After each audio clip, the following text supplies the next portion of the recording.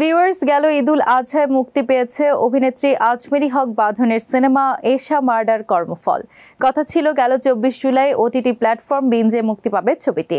এক সপ্তাহের বেশি সময় ধরে প্রচার করে আসলেও ওটিটি প্ল্যাটফর্মটি জানায় সিনেমাটির মুক্তি স্থগিত করা হয়েছে।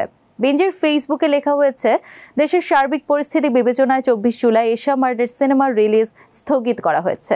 সো ভিউয়ার্স, এবার দেখে নেব আজকের শোবিজ লিড স্টোরি। ওর দিকে হা কইরা তাকায় থাকতো। আপনি আমারে অ্যাভয়েড করতেছেন কেন? গেল ঈদুল আজহায় মুক্তি পেয়েছে অভিনেত্রী আজমেরী হক বাঁধনের সিনেমা এশা মার্ডার কর্মফল। নিজেদের ফেসবুক পেজে সিনেমার পোস্টার শেয়ার করে ওটিটি প্ল্যাটফর্ম বিঞ্জ জানায় 24 জুলাই এই প্ল্যাটফর্মে দেখা যাবে এশা মার্ডার।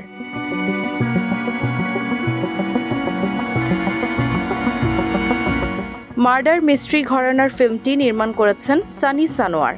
গল্পে দেখা যায় একই জেলায় খুন ধর্ষণের শিকার হয় 3 জন মেয়ে। তদন্তে নামে পুলিশ কর্মকর্তা লিনা।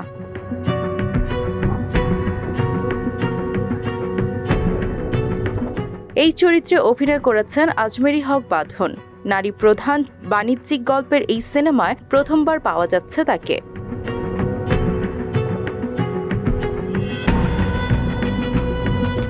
অভিনেত্রী বাঁধন চেয়েছিলেন সিনেমাটি যেন দর্শকদের কাছে পৌঁছায়। তার সেই ইচ্ছে পূরণ হওয়ার কথা ছিল ওটিটির মাধ্যমে, কিন্তু সিনেমাটির মুক্তি স্থগিত করা হয়েছে।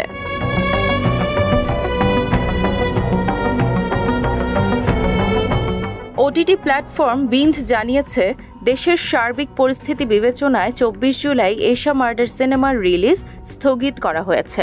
মুক্তির নতুন তারিখ যথাসময়ে জানিয়ে দেয়া হবে।